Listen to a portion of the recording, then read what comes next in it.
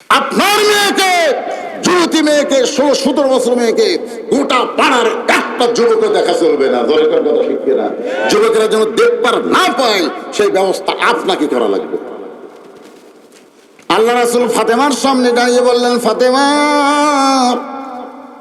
তোমার বাবা নবী বলে আল্লাহ তোমাকে জান্নাত দিবে এইটা কখনো মনে করবা না।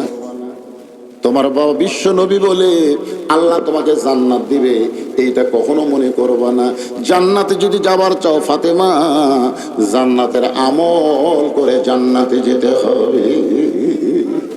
কে বলতেছে? কথা কয় না। কে বলতেছে?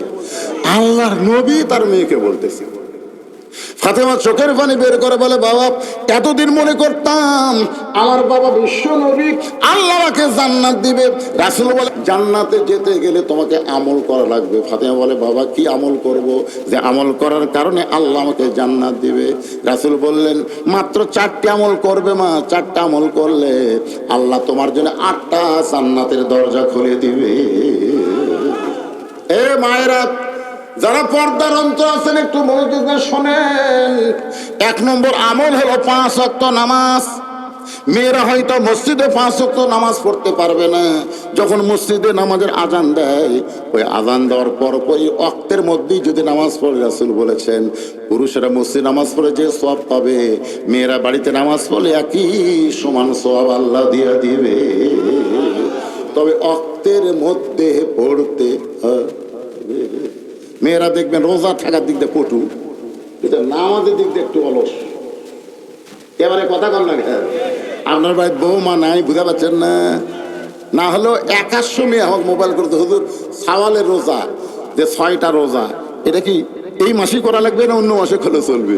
তা আমি বলছি, মা, এই মাসে। একটা মরদ আমাকে আজ পর্যন্ত মোবাইল করেনি। হুজুর এই যে 6টা রোজা, দেখবেন মরদের ক্ষেত্রে 6 রোজা নেই, কিন্তু মেয়েরা শতকরা 100 জনের 6 রোজা করতেছে। রোজার দিক দিয়ে 1 নম্বর, কিন্তু নামাজের ব্যাপারে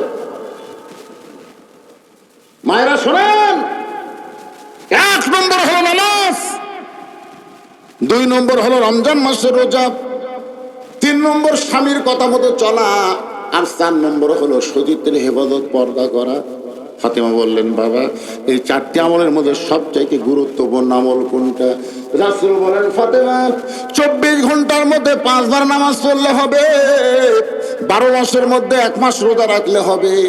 স্বামী যখন কাছে থাকবে স্বামীর খেদমত করলেও চলবে, কিন্তু সতীর হেফাজত, পর্দা করা, এর কোনো সময় নাই মা, এটা সব সময় করতে হবে। পর্দার কোনো সময় আছে নাকি? বুড়ি হলে দাদির গাঁত বোরকা আছে, লাতির গাঁত নাই। কে দাদি বোরকা পড়ছেন কেন? মরা লাগবে ভাই, বোরকা মরার জন্যে,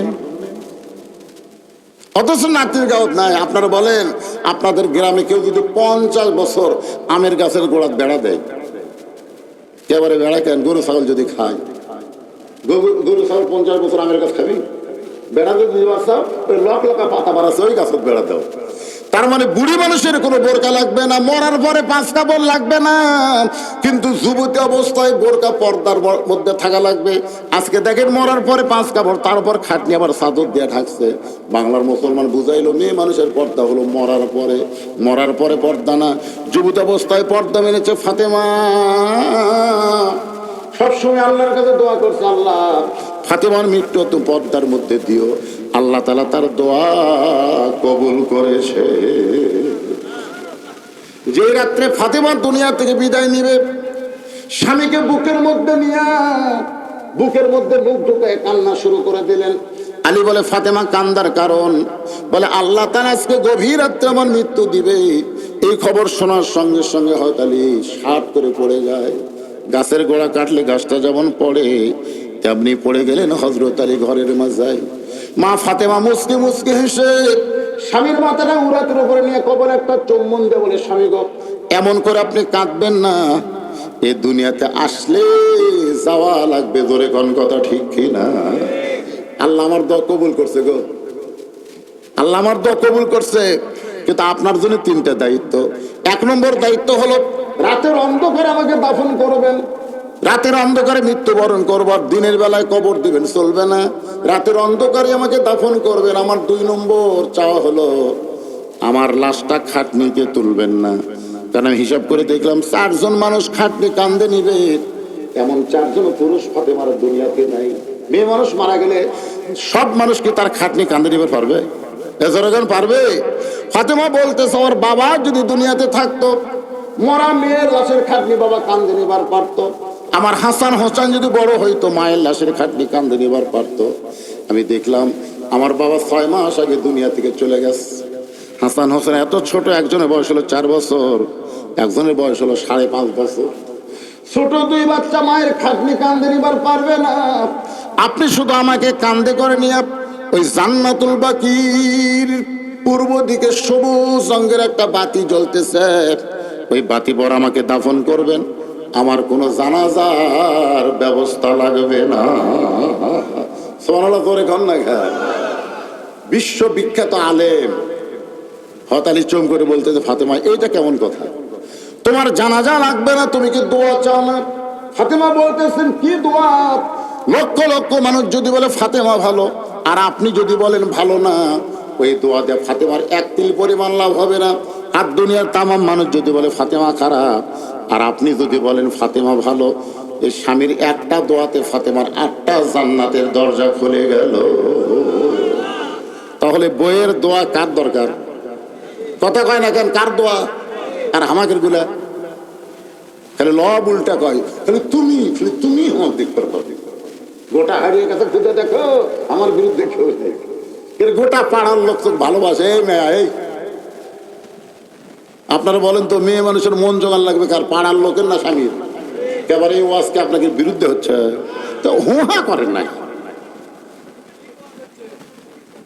অধিকাংশ নারীরা নিজের স্বামীর মন জাগায় না, রাস্তার মানুষের মন জোগাবার চায়। জোরের কথা ঠিক কিনা?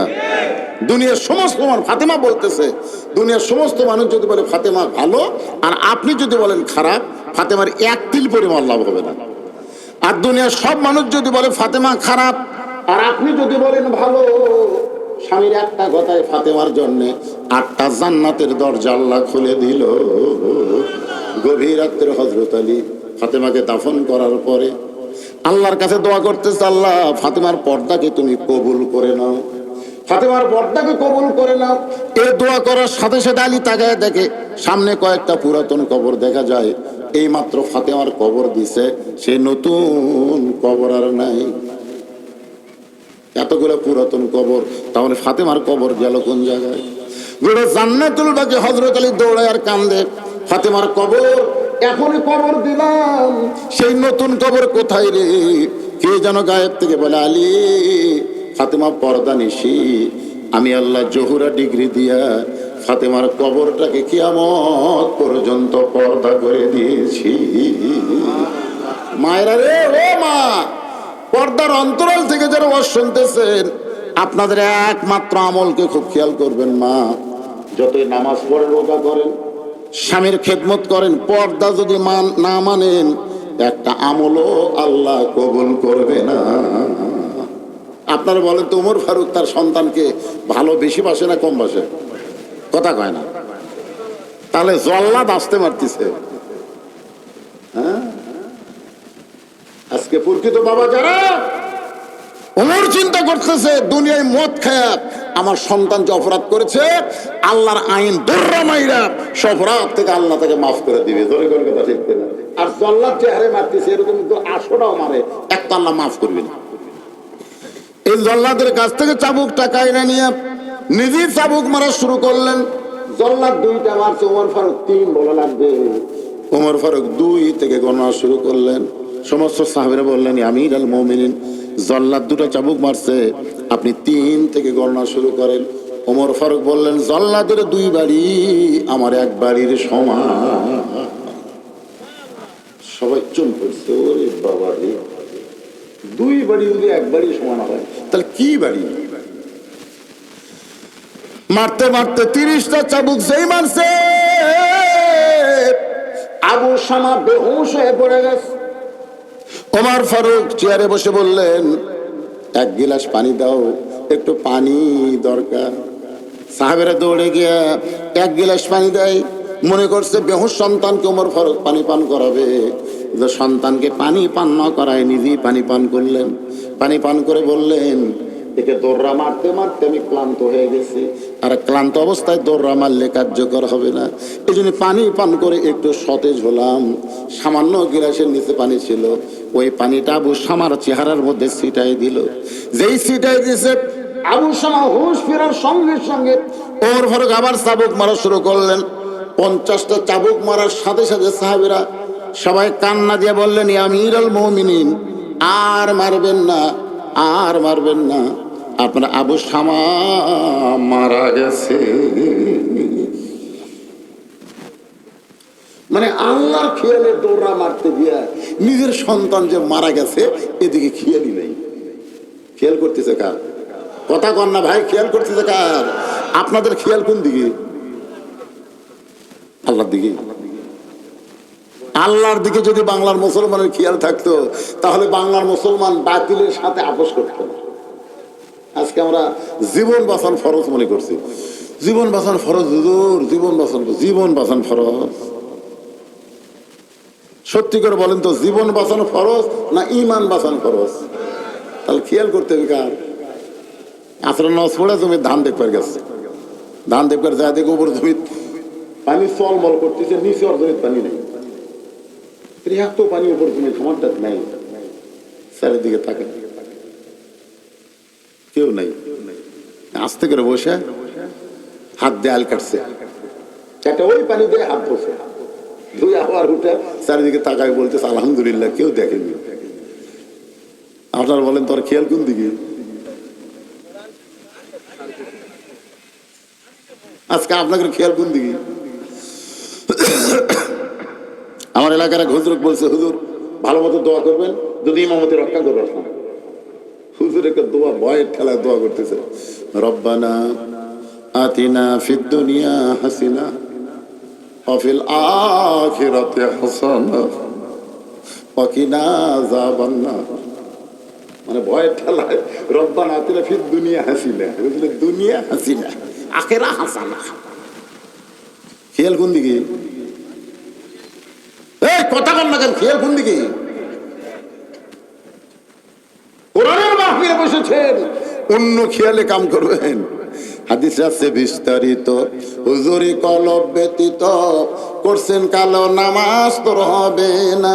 তবে কেন গাও জোয়ারি, মানুষকে দেখাও নামাজ পড়ি, ও তোমার সিদ্ধ বিদেশ ফসল ফলে না। আজও কেন আল্লাহর নামাজ ধরতে পারলা না?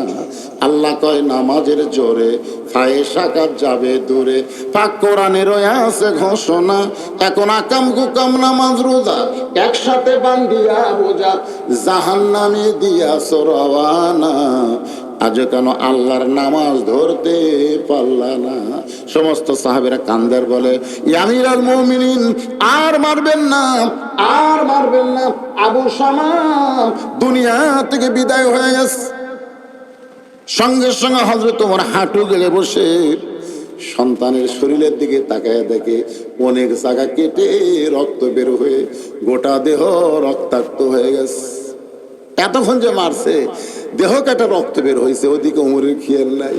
কিন্তু যেই মাত্র শুনছে সন্তান মারা গেছে, তখন সন্তানের সামনে হাঁটু গেড়ে বসে সন্তানের থুতুরের তলা হাত দেয়া বলে, বাবা দুনিয়ার সমস্ত মানুষ বলবে ওমর বড় নিষ্ঠুর, তার সন্তানকে দৌড়া মারতে মারতে হত্যা করেছে, কিন্তু বাবারে আমি তো জানি আমি নিষ্ঠুর না, আমি তোকে জান্নাত পাওয়ার আশায় দৌড়া মারছি বাবা।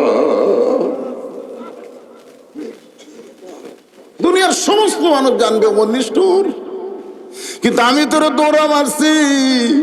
দুনিয়ার কষ্ট তুই সহ্য করতে পারবি বাজান, জাহান্নামের আগুন তুই কেমনে সহ্য করবি? এই যে তোর খেয়াল অন্তর থেকে বের করে দিয়ে আমি আল্লাহর খেয়ালে চাবুক মারছি, দুনিয়া থেকে বিদায় নিয়েছিস আবু শামা রে। নবীর সাহাবীরা আবু শামা দুনিয়া থেকে বিদায় নেওয়ার পরে 5টা কাজ, ধরে বলেন কয় কাজ? 1 নম্বর কাজ হলো কবর খোঁড়া। তোমরা কেউ কেউ আবু শামার জন্য কবর খোঁড়ো। আমরা মরে যাওয়ার পরে প্রথম যে কাজটা আমাদের, সেই কামটা হলো কবর। ধরে বলেন নাম কি? তিনতলা চারতলা।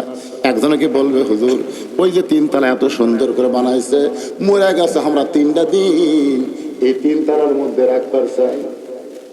কেউ বলবে কবর খনন করে। এই জন্য রাসূল বলেছেন যখন কোন মুসলমান মারা যাবে ওই মুসলমানের কবর কোনো বেঈমান করতে পারবে না, মুসলমানের কবর করতে হবে মুসলমান। এই জন্য নামাজি ব্যক্তি মারা গেলে তার কবর বেনামাজি খোঁড়া যাবে। আপনাকে এলাকার কবর কারা করে? নামাজরাই পড়ে। হ্যাঁ, খুব ভালো। আপনারা আমার এলাকার কেউ বললে ওরাই 5 জন, ওরা গোটাল এলাকা চুক্তি লিখে কেউ বললি ওরা। এখন বাপ মরছে, ছেলের কাছে বলতেছে তোর বাবার কবর পড়ে যাচ্ছি 5 প্যাকেট সিগারেট দেবে। এখন 5 প্যাকেট সিগারেট দিছে, ওরা 5 জন 5 প্যাকেট লিয়ে গোরস্থান গেছে, যাই কোদাল মারতেছে ওর মুখে তো সিগারেট, যাই কবর সমান করতেছে ওর মুখে তো একটা, যাই মাটি তুলতেছে টান মারতেছে একটা। 5টা যদি সিগারেট ধরে ওই গোরস্থানে কোনো ফেরেস্তা থাকবে? সব ফেরেস্তা রাস্তা। আল্লাহ কাইকারে গোরস্থান বাদ দিলে কেন? আল্লাহ যে হারে বিড়ি খাচ্ছে ওই দিক দিয়ে কেমনে যায়? কারণ ফেরেস্তারা দুর্গন্ধ সহ্য করতে পারে। নামাজি ব্যক্তিরা কবর খুঁড়বে, মুয়াজ্জিন গোসল করায় দিবে। পৃথিবীর মধ্যে সবচাইতে দামি মানুষ হলো মুয়াজ্জিন। আমরা দাম দেই বা না দেই, কিন্তু মুয়াজ্জিনের দাম কম না বেশি? রাসূল বললেন বেলাল তুমি একটু আমার কাছে আসো। বেলাল যখন নবীর কাছে আসলেন, নবী বলেন বেলাল রে তুমি আমার পাশাপাশি দাঁড়াও। বেলাল নবীর পাশাপাশি দাঁড়াইলে আল্লাহ রাসূল বলে বেলাল তুমি তো আমার চাইতে অনেক খাটো। বেলাল বলে রাসূল আল্লাহ আপনি হলেন ইমাম, আমি হলাম মুয়াজ্জিন, আপনার চাইতে খাটো হয় তো ভালো। রাসূল বলে বেলাল রে